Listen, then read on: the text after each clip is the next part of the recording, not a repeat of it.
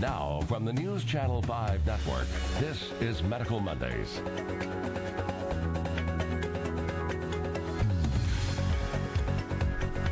Good evening, everyone, and welcome to Medical Monday. I'm Carrie Sharp. I'm so glad you're joining us this evening. Great topic tonight. We're talking about your lung health, and we always invite you to call in if you have any questions for our doctor. Let me introduce you to that doctor tonight, Dr. Stephen Capizzi from Mid-State Pulmonary. Thank you for being with us. I'm happy to be here. We're happy to have you because I know a lot of people will have questions, whether it has to deal with asthma or COPD, lung cancer. You were even saying chronic cough is something that you all see a lot. I had a coworker that had a chronic cough, and I tell you what, I wanted him to see somebody and get some answers for that one. So if you have a question tonight along those lines, anything that has to deal with your lung health, go ahead and give us a call. 615-737-PLUS is the number to call. That's 7587. We'll get those lined up, and we will get as many calls answered as we can throughout the next hour. It's a great time to get some free advice. Dr. Capizzi, tell me a little bit about your practice. Where are you located? What do you guys see the most of? Sure. We're located at near St. Thomas Midtown Hospital on 20th Avenue. The most common things that patients come to us for are COPD, chronic obstructive pulmonary disease. That's typically associated with smoking. We see a lot of asthma patients. We see patients that are suspected to possibly have lung cancer or patients that have had lung cancer. And as you mentioned, chronic cough, patients that come in with a cough that has become bothersome and just won't go away. One of my partners always says a cough is not normal. Some people forget that, and it becomes part of their life, and then they come in, and we can actually make a pretty serious impact in their life of making things better and have that cough go away. Let's start there. We're going to dive into each one of those topics and talk about causes and treatments and diagnosis and all that sort of thing. But let's just start with this cough. I like how you say it is not normal to have a cough that just lingers. What are some of the culprits? How do you, first of all, make a diagnosis and then talk about treatment?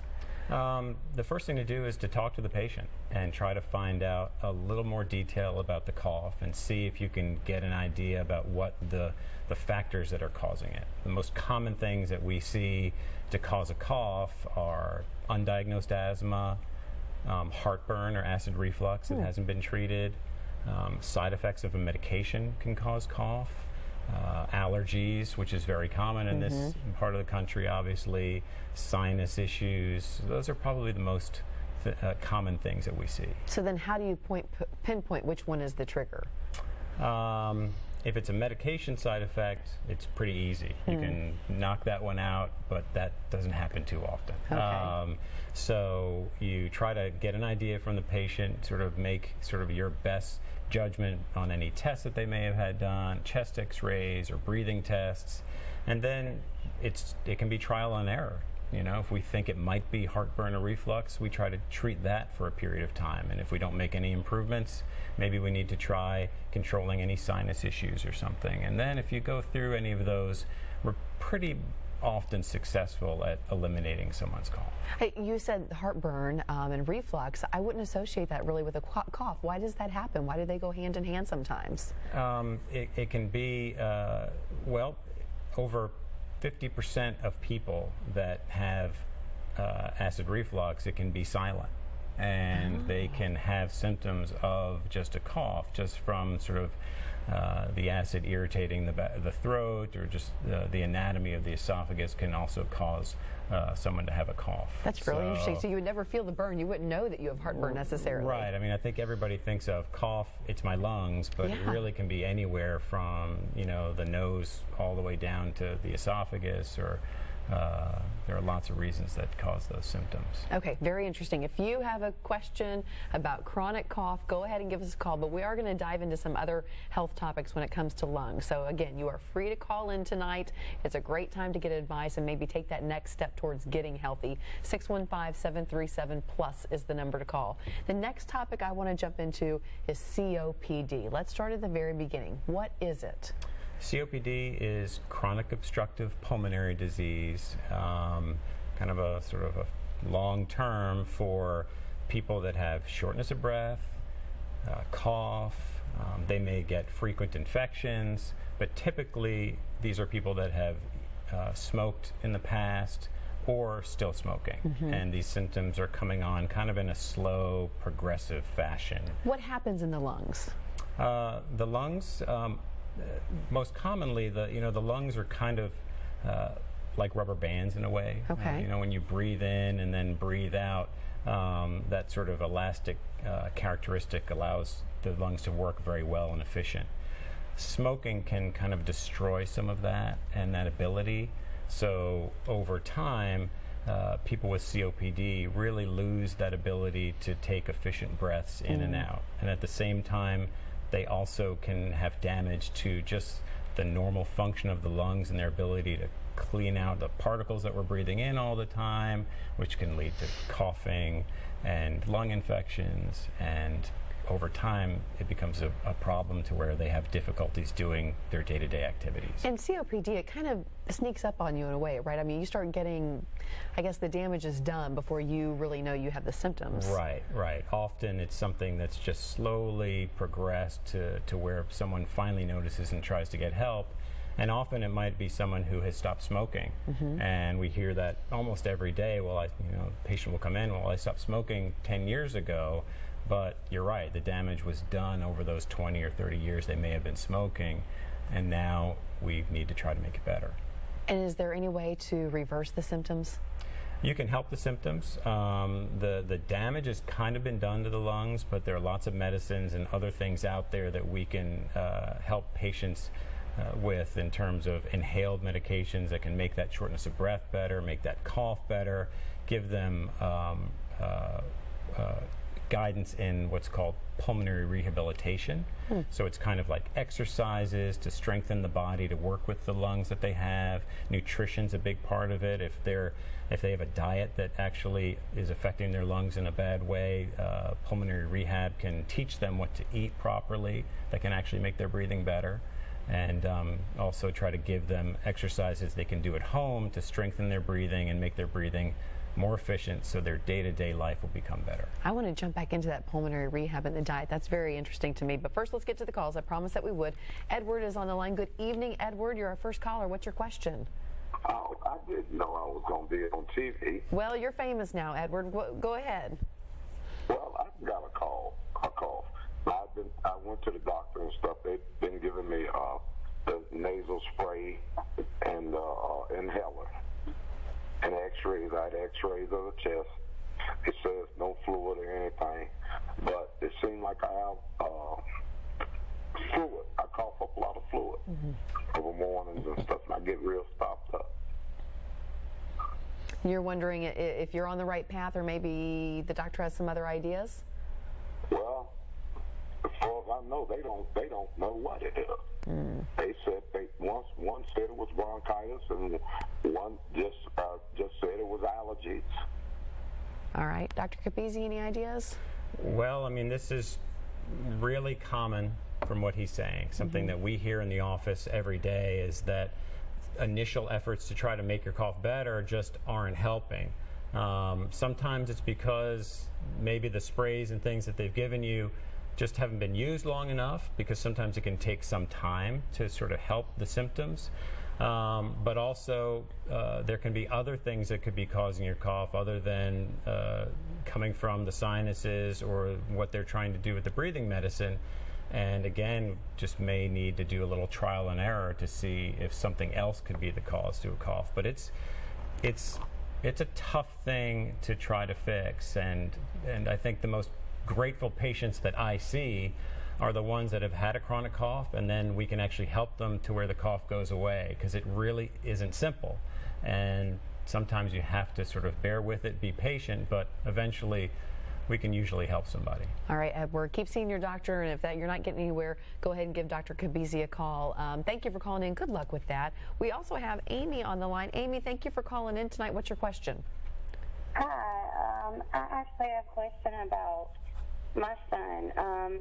He had RSV, and I was actually wondering, could he actually swell up, and actually, is that something that can happen within that period of time? Because we were actually in the hospital when that happened, so I don't know if the hospital had caused that, or if that was something that the RSV actually does. Okay. I mean, that's a good question. First off, I'll just tell you that I'm not a pediatrician, so I don't treat children, but anytime anyone gets a lung infection or anything involving sort of coughing or even the flu, sometimes you can have coughing to the point to where someone can actually vomit or throw up, and I'm talking about like swelling, like to where eternally bleeding.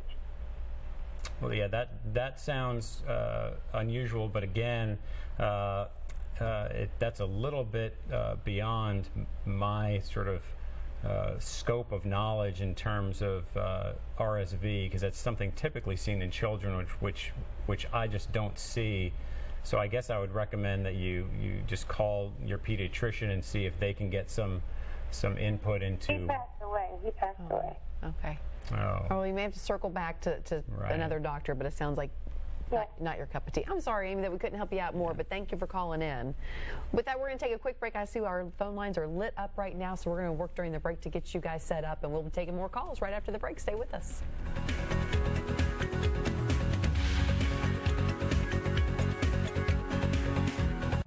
This week on Fishin' Affliction TV. Loopy-doo! Oh my gosh!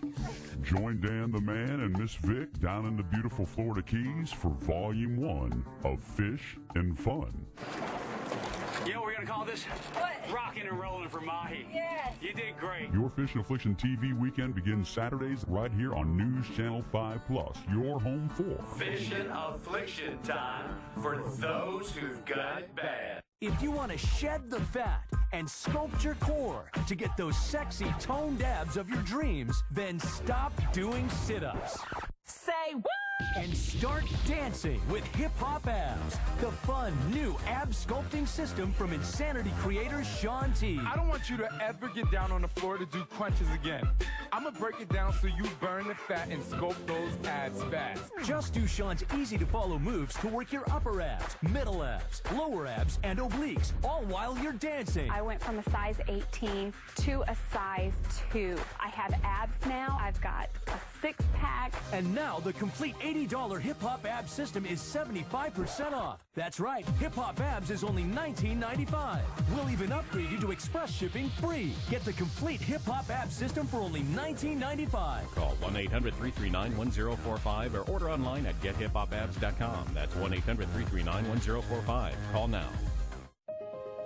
As a mother, you don't want to have to worry about this bill is coming, but then she needs this chemo. That's a decision you shouldn't have to make. El que San Jude no cobra ni un centavo para nosotros significa quitarnos todo ese estrés, esa preocupación y podernos enfocar en nuestra hija. That was the first thing I was like, how are we going to do this? When St. Jude told us that we didn't have to pay a single bill, I was like, wow. They pretty much have saved us. It's like the world has been lifted off of your shoulders, and now your focus is supporting this child. There is not another hospital like St. Jude. The patient care is unmatchable. It saved my life. It saved my daughter's life. It saved our family.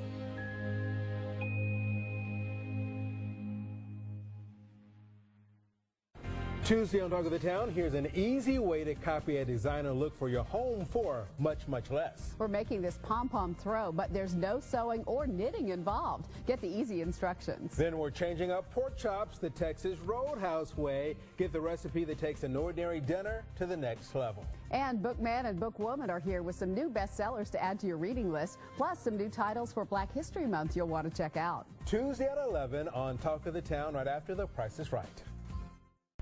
Welcome back to Medical Monday. We are talking about your lung health today with Dr. Stephen Capizzi from Mid-State Pulmonary. Thank you once again for being with us. Let's jump right to the phone lines. Henry's on the line. Henry, thank you for being with us. I hear you have a question about lung cancer.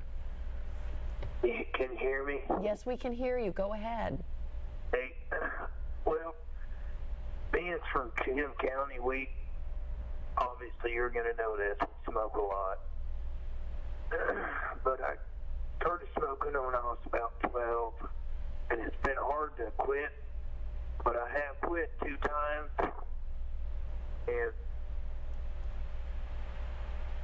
what is the best way to quit, you know, for preventative actions? And then 2, how do I go about getting diagnosed? Diagnosed with what, or for what? Cancer. Okay. Okay. All right. I'm going to put you on hold. I want you to listen to your TV, Henry, okay, for the answers. So let's first of all talk about quitting. I'm sure you have lots of people who show up in your practice who are smokers. What's your advice to them? The most important thing to tell patients is to get an idea about whether they want to quit and whether they're ready to quit. Because just as he mentioned, he's stopped once or twice, and now he's smoking still, and that is the most common thing that we hear. Most patients don't stop smoking the first time they try to stop, and you have to let patients know that that happens often. They're not failures if that happens. It's one of the strongest addictions out there, nicotine and cigarettes. And then try to find whether they are someone that might work well with some of the medications that are out that can help people stop smoking. There are behavioral things that can help people stop smoking, try to deal with the habit behavior. You know, well, I smoke in the morning with my coffee. Okay, well, what can we do to try to fix that? Right. And then come up with a plan and also give them resources in terms of whether it's information from the American Lung Association or other sort of similar programs that can help them through the process, because it's not going to be easy, it's not going to be quick, and they really need that support. Have you found one common thread among people who want to quit smoking and then accomplish it? Like, what is the one thing that you see?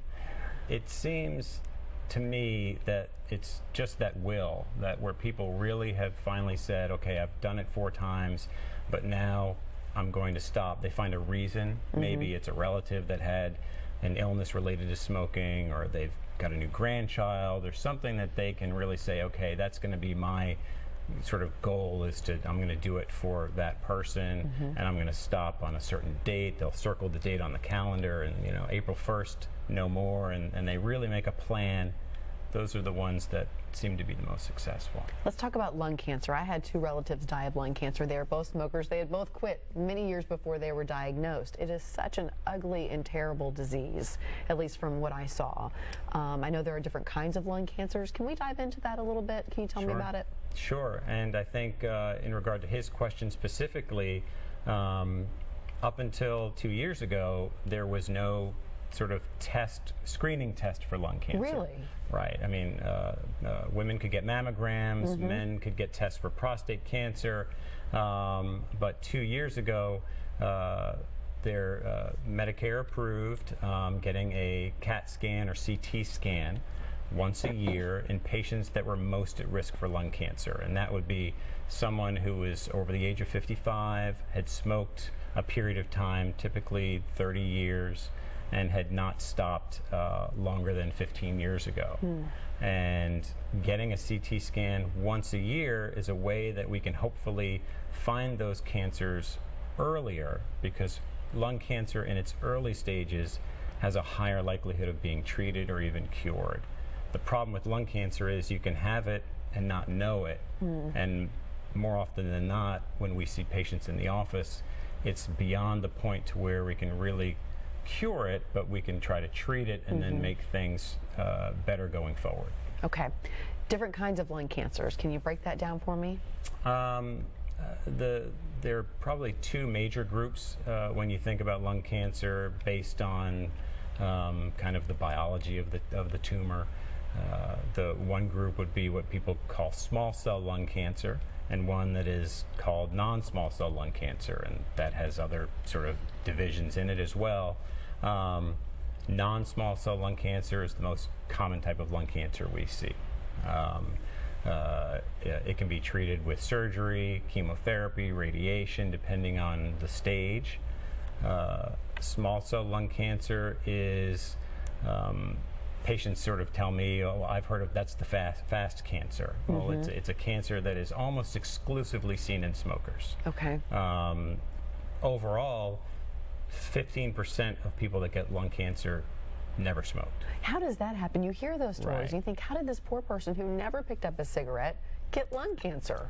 There are other risk factors for lung cancer. things that people are familiar with, you hear about asbestos. That's a common risk, a more common risk factor. Radon exposure, and then other sort of environmental factors, maybe possibly based on someone's job or exposures or radiation that they may have had. Those are some other risk factors. But it's just important to sort of send that message out that you don't have to be a smoker to be at risk. What are the types of symptoms that people present when it comes to lung cancer? It can be shortness of breath or a cough. Without another reason. Sometimes, as I mentioned, people don't really know they can have a lung cancer, and it might be found accidentally. They may get a chest x-ray for preparation for a surgery, and somebody may have seen something on that x-ray, and then they're sent to my office and we have to work through it. Sometimes they can be sicker from lung cancer and have other symptoms like weight loss and those sorts of things. And you kind of have to put that puzzle together and say, this is what I think it is. Then you all can do biopsies, right? Right. What's that procedure like? What do you do? We personally can do a procedure in the hospital to where we can actually take a telescope, a very skinny telescope, thinner than a pencil, and go into the breathing tube, the trachea, and then into the lung, and it's got sort of fiber optic camera built into it, so we watch it on a TV screen and we can biopsy the tumor and find out what it is, and then try to make a plan going forward about how to treat it. Wow. And again, you said if you can catch this early, that's when it's curable, I should say. Yeah, as with all cancers, the earlier you can find it, the better your chance at treating it or even curing it, and that's the goal of screening for lung cancer. These CT scans, the goal is to try to find these things early and then treat them. You said 2 years ago is when this all changed. Are you starting to see a difference yet? Are you starting to see people earlier? I think we're getting a sense that we are. It's maybe too soon to tell, but obviously this is based on research that was going on for the better part of 15, 20 years, and that's exactly what they were seeing, and that's why now it's been brought to the public. Good deal. Okay, we're going to take a quick break. If you have a question, give us a call, 615-737-PLUS. We're talking about your lung health. Stay with us.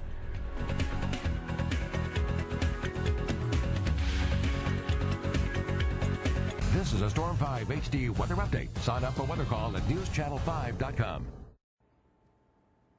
Warmth, moisture, scattered showers, and even a few thunderstorms worked into Middle Tennessee today, and that will be our theme as we head into the first few days of this work week.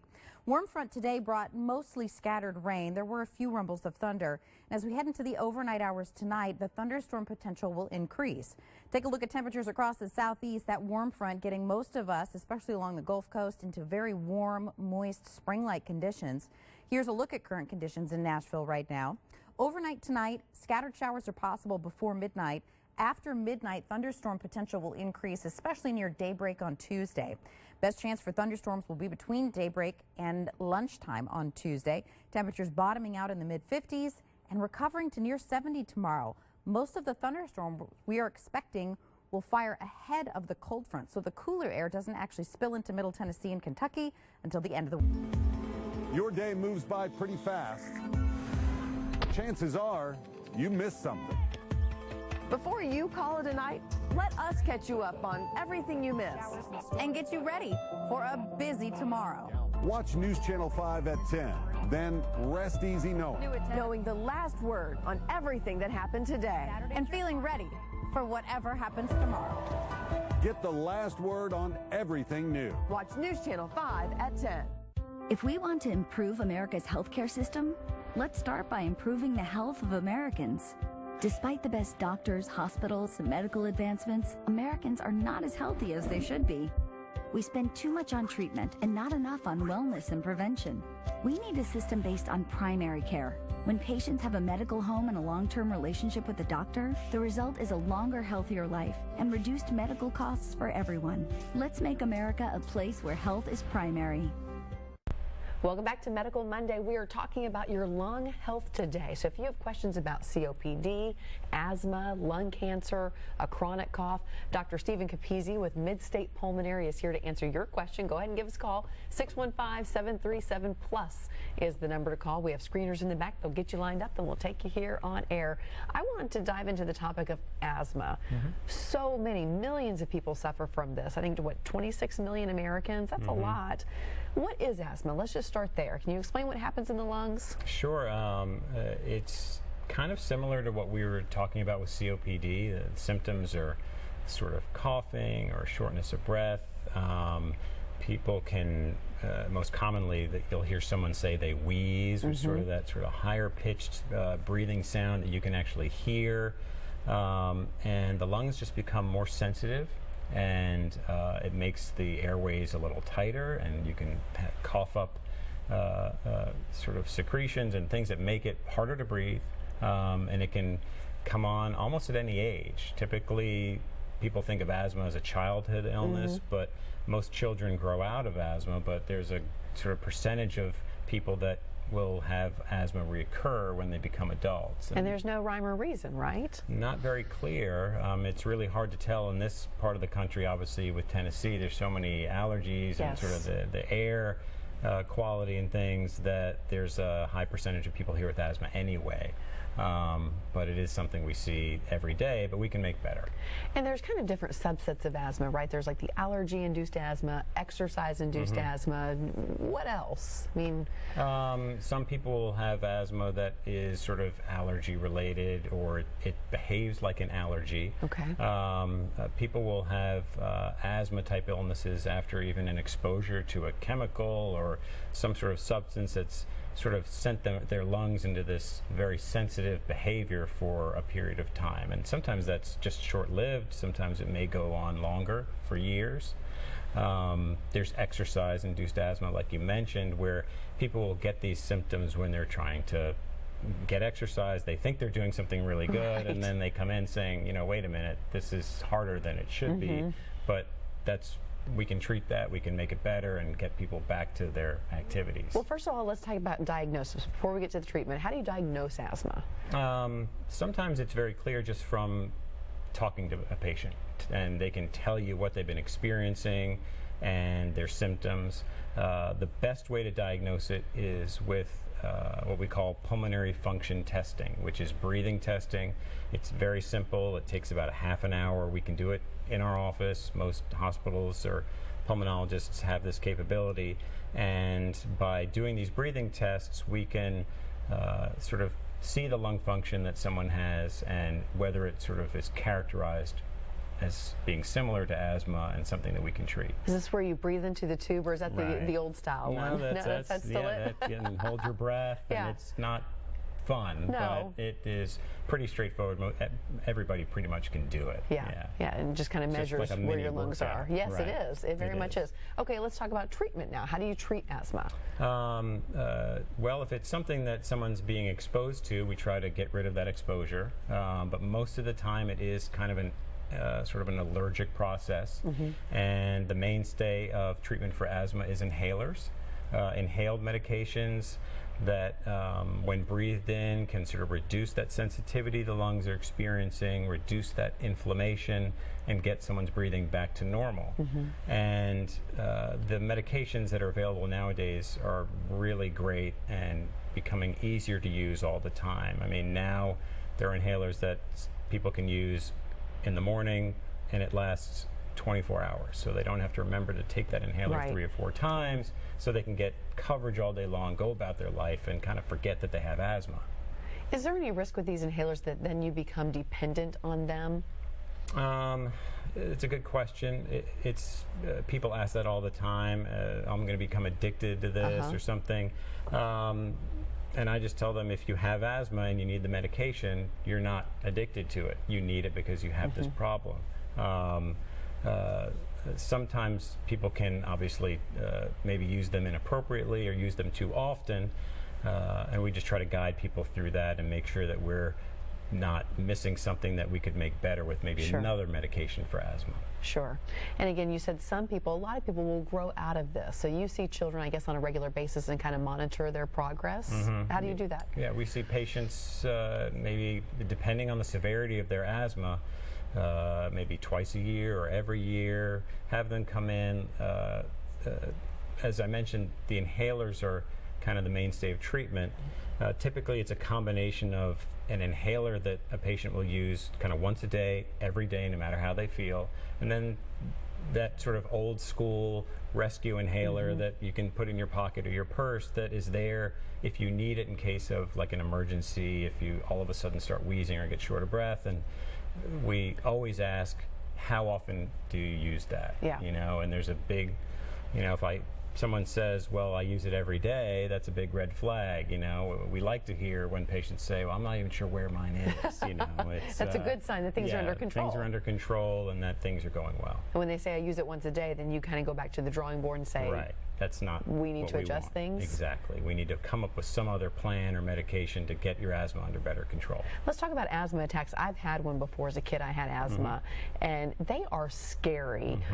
What should be the signs to other people that someone is having an asthma attack, and what should they do? Well, when someone the wheezing, you can actually hear. You know, you don't need a stethoscope. You can actually hear someone wheezing, that sort of high-pitched breathing. They might be breathing fast. You might even see their breathing in terms of how their body's moving. You can see sort of the muscles in their neck and shoulders going up and down. That you can just tell they're having difficulty getting air in and out of their lungs. And the problem is it causes people to be anxious. It's not a very comfortable feeling, and that can make your breathing harder. And what we tell patients all the time is, if you're not getting relief, you need to either call your physician or go to the emergency room, because it's not something that needs to be messed around with. Sure. You got to get attention right away.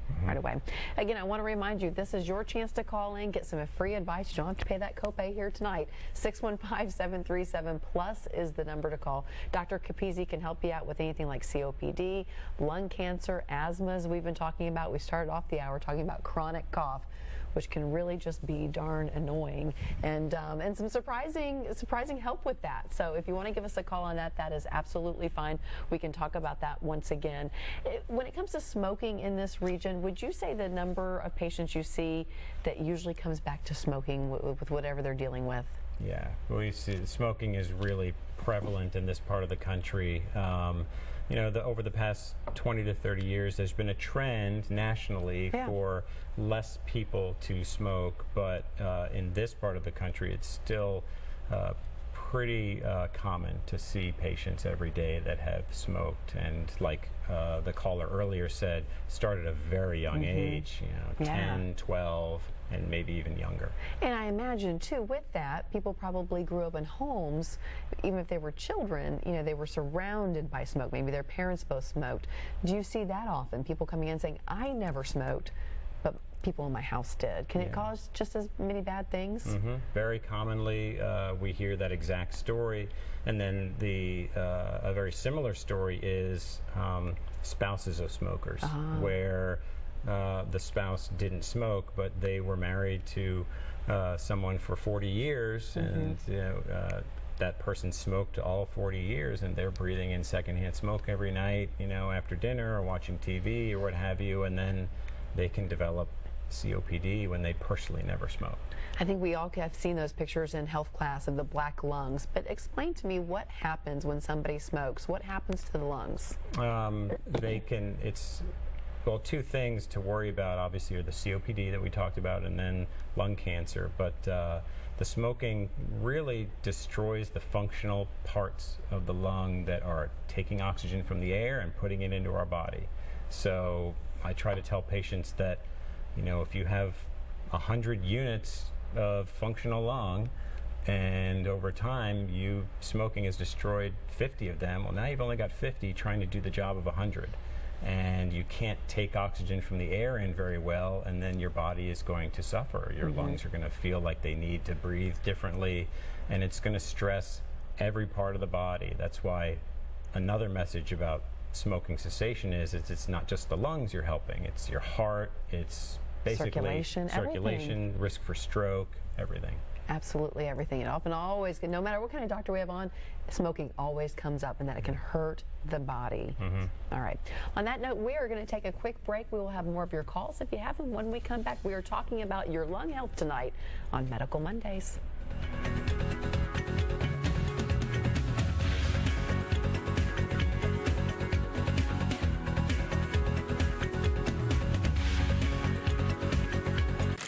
Dr. Sean Pruitt has spent his career in medicine, dispensing expert advice and helping patients get on the road to recovery. Now Dr. Pruitt is here to help you. Introducing Pharmacist on Call on News Channel 5+. Staying healthy is on everyone's mind. Don't miss your chance to get free advice.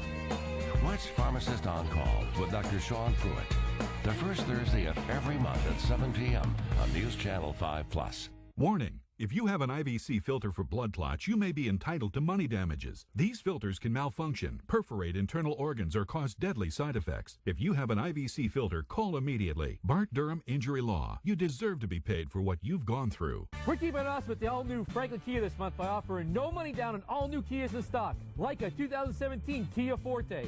No money down, $199 a month. Or how about a brand new Kia Optima? No money down. Redesigned 2017 Sportage? No money down. Brand new Sorrento? You guessed it, no money down. Come to the all-new Franklin Kia with payments starting at just $199 a month. That includes your tax, your tag, your title, all the fees, and best of all, it's not a lease. You own it. Franklin Kia, keeping it awesome.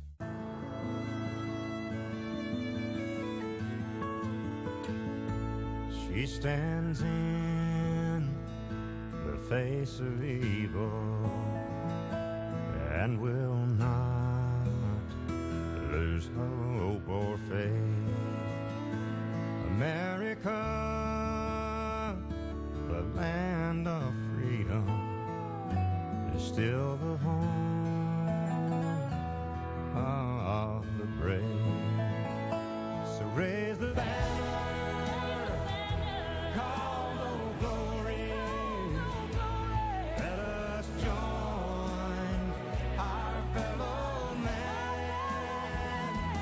History will write the story.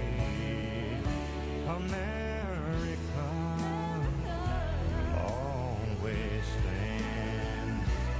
History will write the story.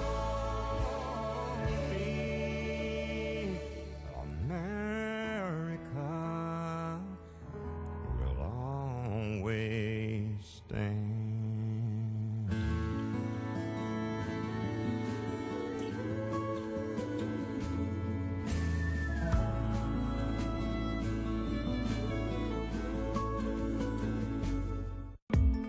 Your day moves by pretty fast. Chances are you missed something. Before you call it a night, let us catch you up on everything you missed. And get you ready for a busy tomorrow. Watch News Channel 5 at 10.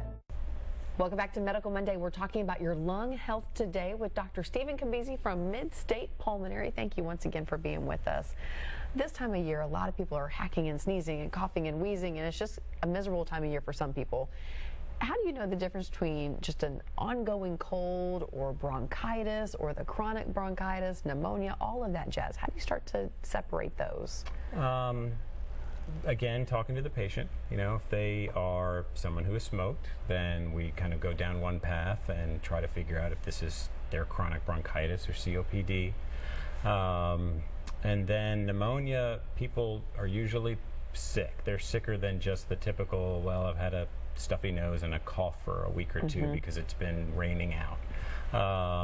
Pneumonia, people just don't feel well. They may have a fever, they may have sweats at night when they go to bed, they may be really coughing and just feeling worse than they have. And what is pneumonia? Pneumonia is an infection in the lung where the lung tissue itself has just been sort of a bacteria commonly has caused inflammation in the lung, and that sets off the body's response to that. And that is what makes people sick, and typically can be treated pretty straightforward with antibiotics and those sorts of things that we can do either with an office visit but if someone may be older or maybe have other health problems, they sometimes have to be treated in the hospital.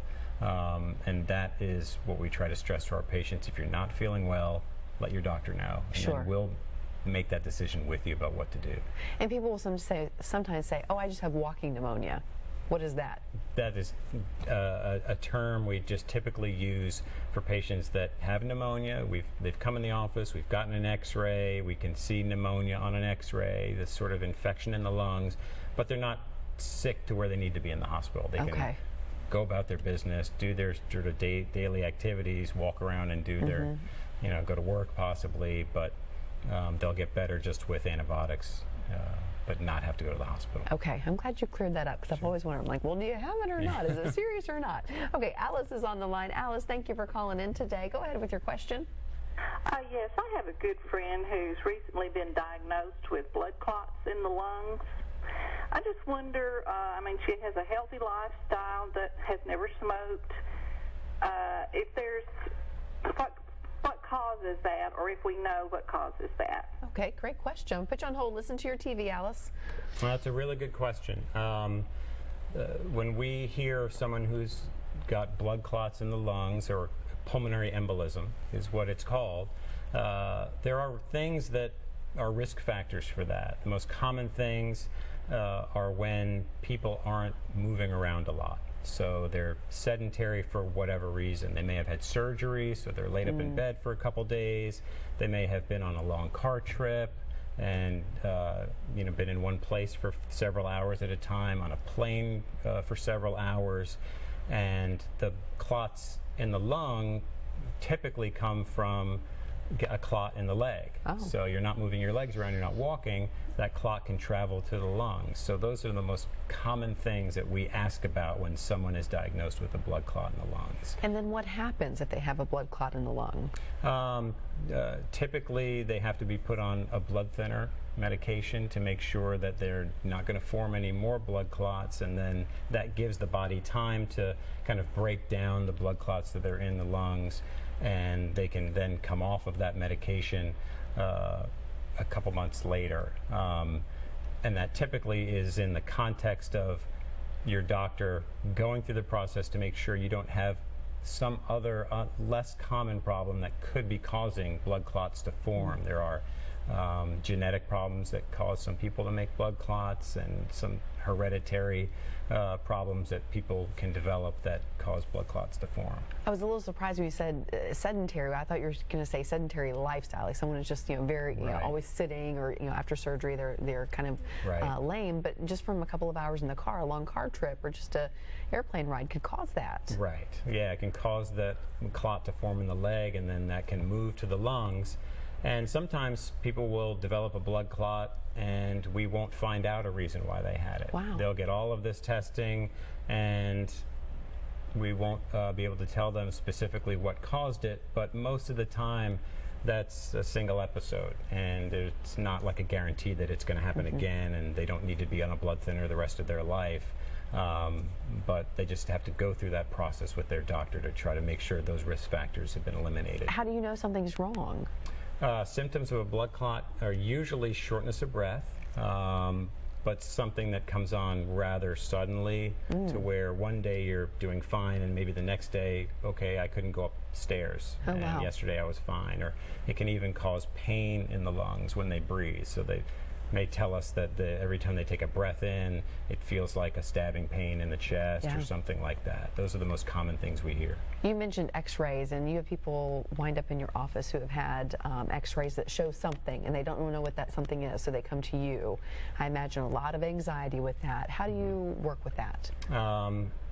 We talk to the patients, and you try to see if you can get an idea about what the risk factors they may have for whatever abnormality we saw on the x-ray. Typically they might have gotten an x-ray because for some other reason, and now they were told they had a spot in their lung, is what we hear.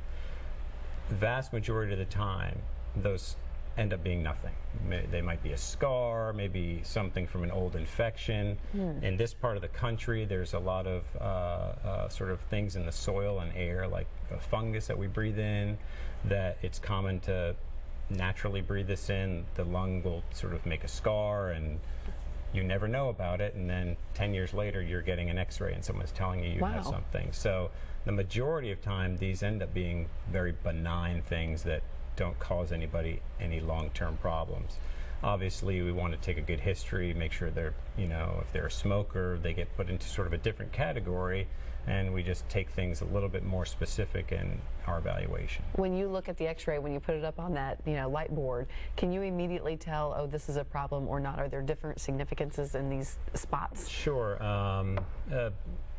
Size is probably the quickest thing that we sort of look to, how big they are, and based on, I guess, how many possibly.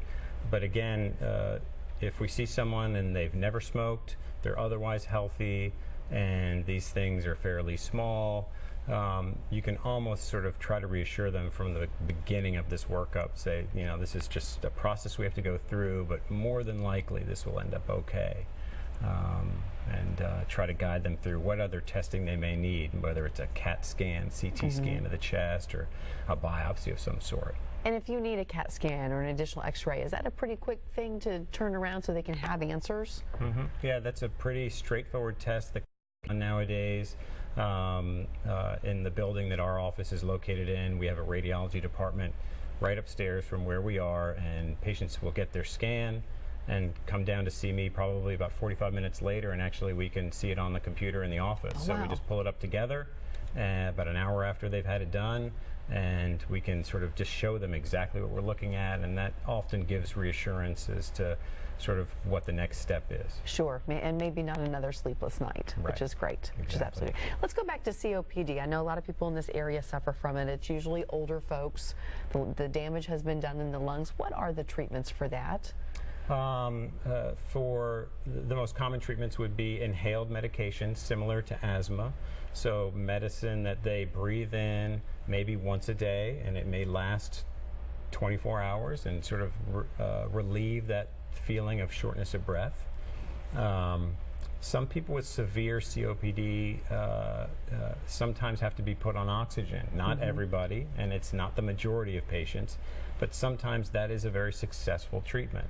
A lot of times people are reluctant to use oxygen. It's not something that people come in asking for. They don't want to wear it, but when they need it and end up getting it, they're very thankful for it. They notice the change. Right. Their ability to go about and do some activities during the day that they may not have done for years has now improved, and the oxygen, portable oxygen, has become so much more easy to use and live with that people really are able to get out and sort of do the things that they want to do. Yeah, it can make a difference for them. And we can't reverse that damage, right? So it's like you have to find a way to treat it and go on. Right. And then also I mentioned earlier something called pulmonary rehabilitation. Yeah, tell me a little bit about that. You mentioned the diet. That particularly piqued my interest. What kind of dietary changes can you make to help your lungs? Well, something that people will learn is that there are certain foods that make breathing harder. So high carbohydrate diets can make people have more sort of difficulty with breathing based on how the carbohydrates are broken down. Yeah. The other dietary information that people need to know is, and they may have already experienced this, is that when you have COPD or emphysema, if you eat a big meal, that makes people more short of breath. The lungs' response to developing COPD or emphysema is to kind of get taller. The lungs expand. And there's not a lot of room to move around, so it pushes down on the stomach. So if you sit down to a big meal, that's and the stomach pushes back. Exactly. So then patients will become short of breath, and they quickly learn that they can't do that, and they'll even tell you, well, I eat 4 meals a day now, or 5 meals, or I just don't eat a big dinner anymore, and they may even have trouble bending over because it's that same phenomenon. So. That's interesting. We have Kathy on the line I want to get to. Kathy, thank you for calling in. What's your question? My question is, week before last, I had a stomach virus, and then I had pain in my stomach area, and then shooting pain under my ribs. Anyway, I'm having pain on along the side of my left side, like where your arm comes down. And I'm having shortness of breath. Sometimes, like you said, you're fine, and then you're not, you know? Yeah. Does that send any light bulbs off? Well, I mean, it's a good question in terms of there are a lot of things that could be. The first thing to do, obviously, and maybe you've already done this, is to visit your physician, and they may want to get a chest X-ray, make sure that there isn't like a pneumonia or something going on, because the part of the body that you're describing, there's a lot going on there in the where the stomach is and the lung, and sometimes it's not very straightforward where that pain's coming from. So you'd probably want to talk to them and start with those initial tests to make sure that it's not something very straightforward that they could make better. Okay, you kind of scared me with the blood clots. Well, that's the problem with a lot of the illnesses that we see on a day-to-day basis with the lungs, is a lot of the symptoms overlap.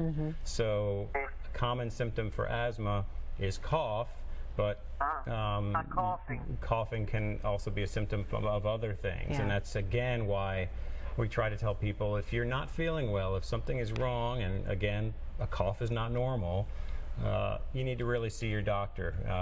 Everybody nowadays wants to go on Google and try to diagnose it themselves, and that can be very helpful sometimes to get information. But again, you don't want to rely on that exclusively. You really want to work with your physician. All right, Kathy, good luck. Go see your doctor, and hopefully you can get some answers. And I want to bring up that testing one more time. That's now been approved by Medicare, so that means it's approved by all the major insurers, the lung cancer screening. Right. That's something that really kicked off about 2 years ago when Medicare approved it.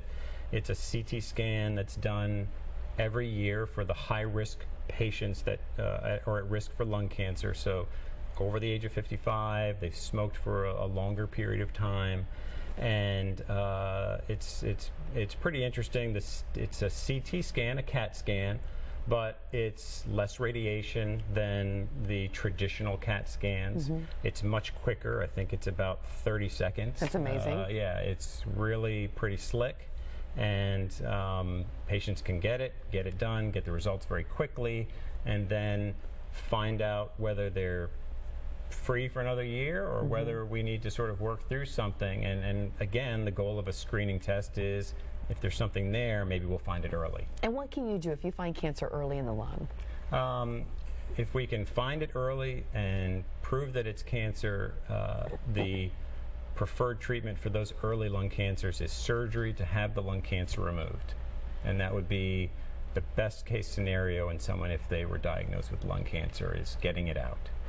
The lungs are an organ, so if you take that cancer out and you're taking part of the lung out, I assume, does the lung grow back together? Like, what happens? That part of the lung is removed, and before anyone goes for lung surgery, they'd get those breathing tests that we talked about earlier to make sure that their lung function is strong enough to withstand having a section of their lung removed, because the lung doesn't grow back, it doesn't sort of compensate in that way, right? So they would just have that part of the lung removed, but we can tell before they go to surgery that they'll be able to tolerate that, and most people can. That's very interesting. Yeah. Okay, I had to ask that question. I had to get deep into that one.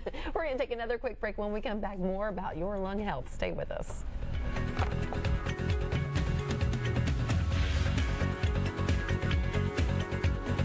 This is a Storm 5 HD weather update. Sign up for Weather Call at newschannel5.com.